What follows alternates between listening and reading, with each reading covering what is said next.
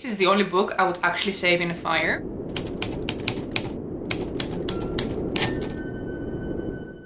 Hello, my name is Fenaretti. So for today's video, I would like to show you all the books that I bought in 2020. The way that I go with buying books, basically, I don't buy any book that I know I don't already like or has the potential to be one of my favorites. In a way, this book haul will also be full of recommendations because all of these books that I've bought, I actually enjoyed. And you might notice that my shelves will be looking progressively emptier because I will be just picking books from my shelves. So here we go. Okay, so I want to start with one of the most beautiful books I've ever owned in my life. And this is Pride and Prejudice. Oh my god. Look at it. It feels a bit leathery and it's just so beautiful. Look at it, look from behind and look at the pages. It just looks so nice and classy. Sorry, I keep looking at the viewfinder. I love it so much and I read it recently. Oh my god, one of the best books ever. Then we have Find Me by Andrew Aciman.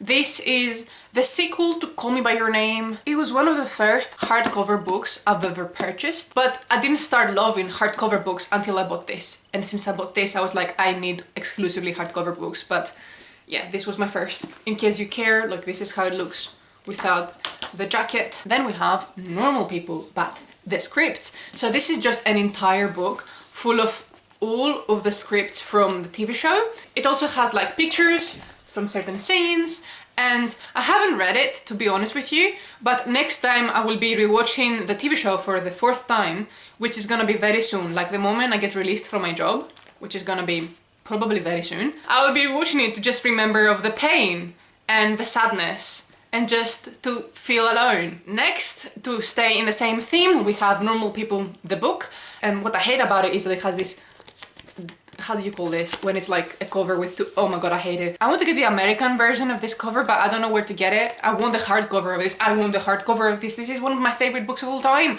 I need to have a better version than this, but it's fine. I do have the scripts to look at and display. Then we have The Outsiders by S.E. Hinton. I'm not that particularly fond of the cover, but I wanted a hardback. I do want to find a more classical leather type version of it. I don't know if it exists, but in the future, I will be looking to repurchasing this 100%. Okay, so now let's get into all the Peter Pan books that I bought in 2020 because we have a few. Last year for my birthday, my mom got me this beautiful, stunning copy of Peter Pan by J.M. Barrie. Look at this book, and it's also like a children's version. It has like stuff that moves. Can you see this 3D printed version of Peter? I love this book. This is one of the prettiest books I own and it's hardback. Oh my god, I love it. So I finally got my hands into this version of the Peter Pan story and it's a Penguin Editions classic and I've been looking for this edition for so long because the cover is so beautiful. Like it's so... Can you see it? Oh my god, it's such a pretty book. I wasn't able to find a copy of it for years. This is fragile. Does anybody have any tips on how to protect fragile books? Next we have Straight On Till Morning, which is by Liz Braswell. So this is a retelling published by Disney about Peter Pan, and to be honest with you, I haven't read this one yet. Something tells me I won't like it, and that's why I've been avoiding it. And inside, it looks like boring. Just boring with like green letters. Then I bought Lost Boy by Christina Henry, and I actually bought this book twice. The first time I bought it, I took it with me into Greece, and I accidentally slept on it, so I like... And then I was not intending to replace it that soon, but then when I went to the airport, basically my suitcase was too heavy and I had to leave behind like 5 different books. It's too pretty not to have it on my display, and also I fucking love this book so much! It was one of the best books I've read in my life. So like, I wanted to have it here and I wanted a good copy of it. And again, so bitter, why isn't there a hardcover of it? Then I bought The Pan by Jenny Hickman. So this is a new release. And I kind of hope that an audiobook will be released soon because I don't want to experience it purely through text. I am so lazy. So basically this is another retelling of Neverland. Imagine Pan being an organization and then Hook is also an organization, so it's like an acronym, it's not really Pan. I don't know much about it, I just bought it because I have to own it. It's Peter Pan.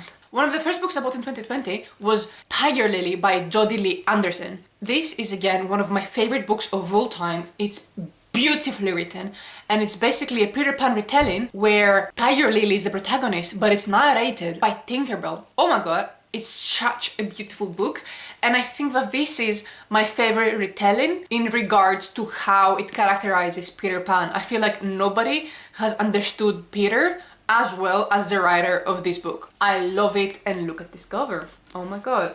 The funny thing about this book is, if you open it, it's not Tiger Lily at all. It's a completely different book. I don't know how this happened. It has the cover of Tiger Lily, but that's as much Tiger Lily as you will get. But I don't feel bad about it because, like, buying an extra copy of this is just gonna help the writer. And then I will quickly go through a couple of more Peter Pan books that I got. So I got this version of Peter Pan. Again, I got another Penguin edition of Peter Pan. It looks like this. It's flimsy, it's short, it's cute. Then I also got this Peter Pan book. It's a children's illustrated edition, retold by Carol Hart and illustrated by Sarah Warburton. I don't think it's my favorite art style. I just have to own it. There's no other explanation. I needed it in my life. If it exists, I need to have it. Then we have To Kill a Mockingbird by Harper Lee. So this is the first book I ever buddy read, and I read it with my friend Sue Tan. This is a classic story against racism narrated by a child. It's beautifully written. It was a very hard-hitting book, and I wish I had a better version of this. Like, I like this cover. This is one of the books that I will be repurchasing. I wanted it and I bought it, okay?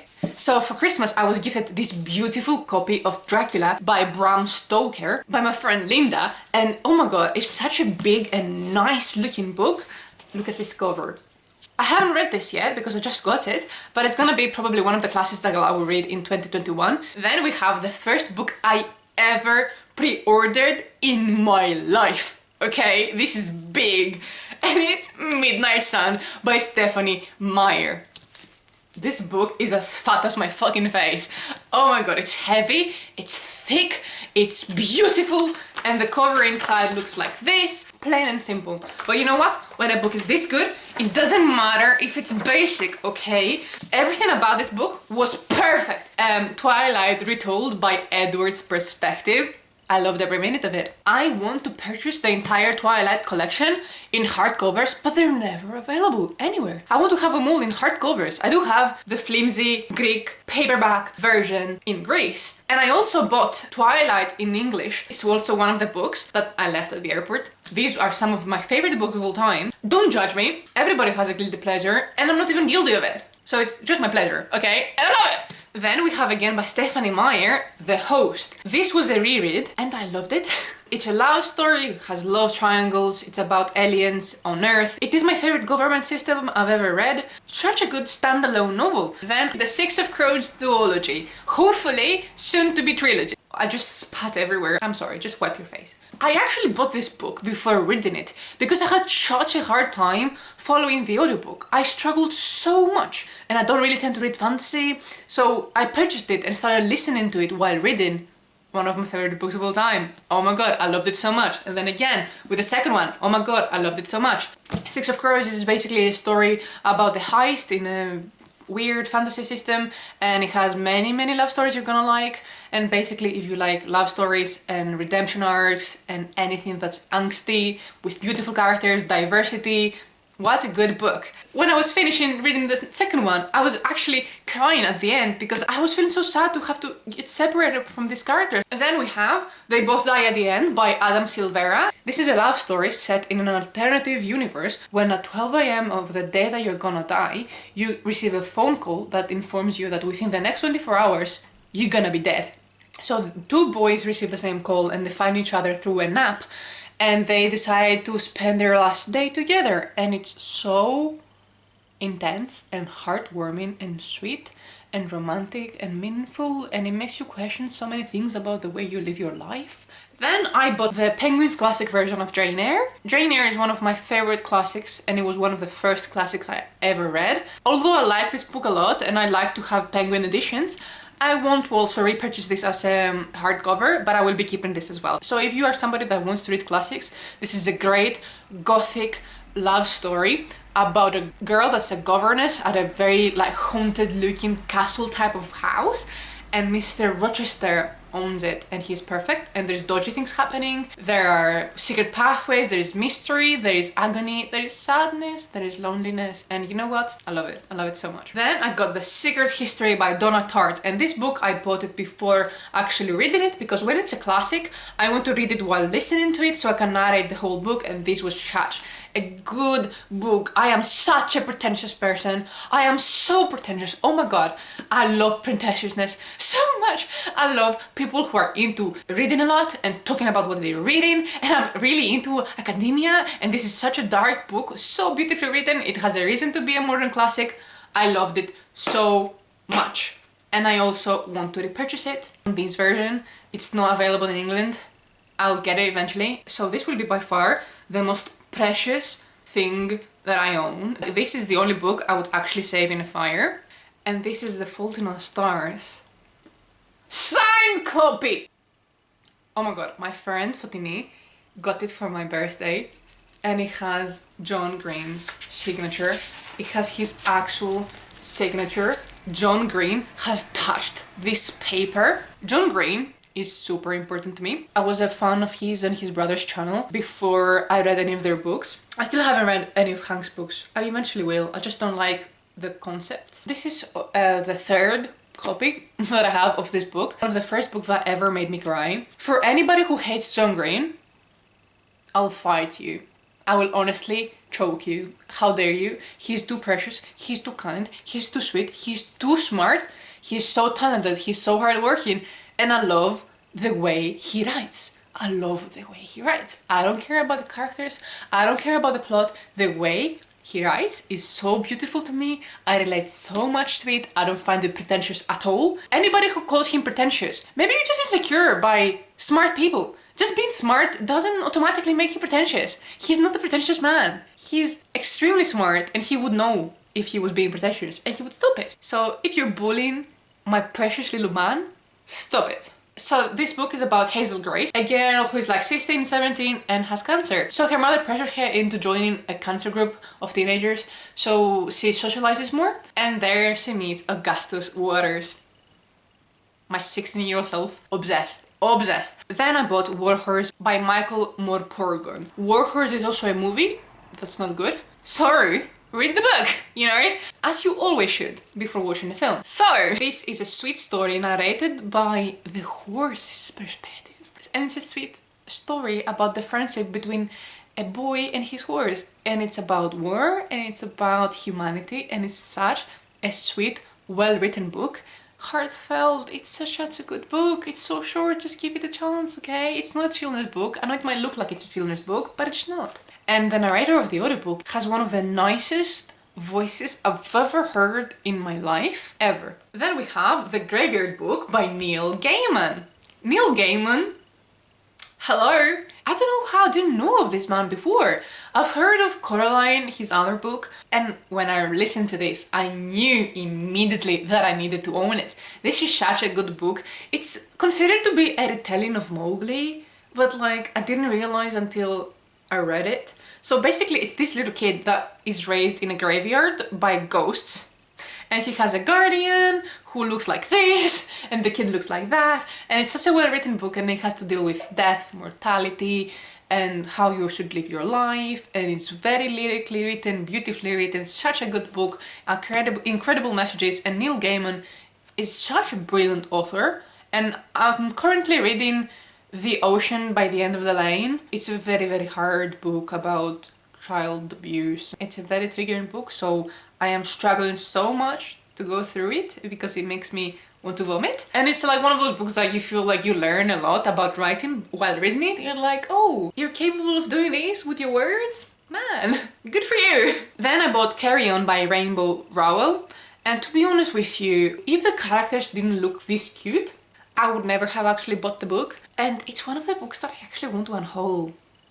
The second book that I haven't purchased because it was trash. Oh my god, what a pointless book. I hated the second book so much that I want to unhaul this now.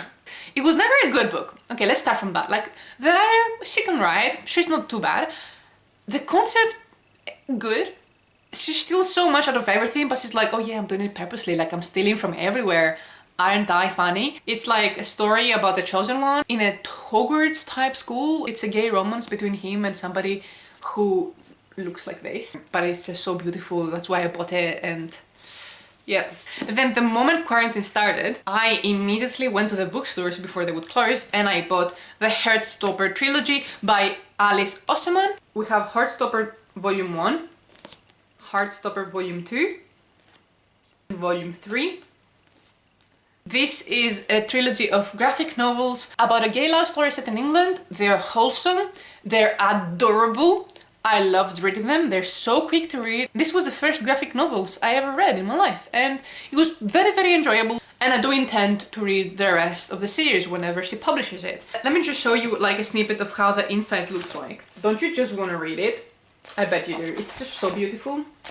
Nearly there. Then I bought The Foxhole Court by Nora Sakavic. So this trilogy I listened to in audiobook a year ago, like last summer, and I enjoyed the first and third book. The second one was extremely skippable and extremely triggering. I still have nightmares with one of the scenes there. I wish I knew it existed in the book, so I would never pick up the trilogy. Honestly, I would never pick up the trilogy if I knew of that scene. But what I hate about this book is that it hasn't been properly edited. Can you see how it looks like? It's not aligned. And I hate that, but I think it's self-published. It has done extremely well and it's basically a story about a fictional sport and it has found family elements at the college, so we have the whole campus vibe. It's a gay love story, it's interesting, it has mafia involved in it. Would I recommend it? If you're looking for something light, but also intense and like kind of addicting, like has an addicting element, so yeah, go for it. And I do still follow all the hashtags of this book on Instagram because I do love to see the fan art. So I love the characters more than the actual books. Does that make sense? Yeah. And because I was looking for something similar to that, I bought Running with Lions by Julian Winters, but I never read it. I don't know if it's gonna be a good book. It doesn't exist on audio, so for me to actually dedicate time to reading it, it's hard to find the motivation. It's actually hard. So I haven't read it, but I bought it. Then we have another classic, Lord of the Flies by William Golding. This is a classic book about a group of young boys that get stranded into a deserted island. And it's basically the concept of what would a group of boys do if you let them loose. It does explore a lot about human nature, and I was not enjoying the experience of reading it, but it did make me feel things. So I do intend on repurchasing this in a better cover because it's a classic that I do feel like deserves a place in my collection. And then we have The Island by Victoria Hislop. I did read this book when I was a teenager in Greek, and to be honest with you, I do think that the TV show is infinitely better, but it's in Greek, so I cannot recommend it to you because none of you speak Greek. I do hope that at some point Netflix will buy the rights to distribute this TV show because it's such a good TV show, one of my favorite TV shows of all time. And this is basically a story set in Greece about leprosy and an island where they would send away all the people that have leprosy. And it's kind of a book that moms would buy, and it has sold over 5 million copies, so it's obviously like a modern classic in a sense. I do think that it might not be that well written, because even when I was reading it in the translation, I felt like there was something in the writing that I wasn't particularly fond of. So yeah. The books that I forgot to mention are these, and I also forgot to make an outro. So this is my outro. Thank you for watching my video. Bye!